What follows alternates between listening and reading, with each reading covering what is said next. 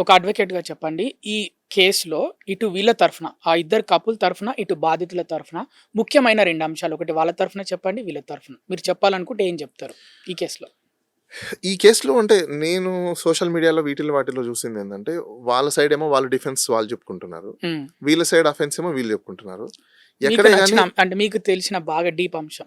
వాళ్ళ డీప్ తరఫున ఇటువైపు, అటువైపు కూడా అదే అఫెన్స్, డిఫెన్స్ చెప్పుకుంటున్నారు తప్పనించి ప్రాపర్ కన్క్లూజన్‌గా ఎవరు కూడా ముందుకొచ్చి, యెస్ ఇదిగోండి రికార్డెడ్ ప్రకారంగా ఇంత జరిగింది, ఇంత జరిగిందని చెప్పేసని ఎక్కడ కూడా చూపించట్లేదు కన్క్లూజివ్‌గా.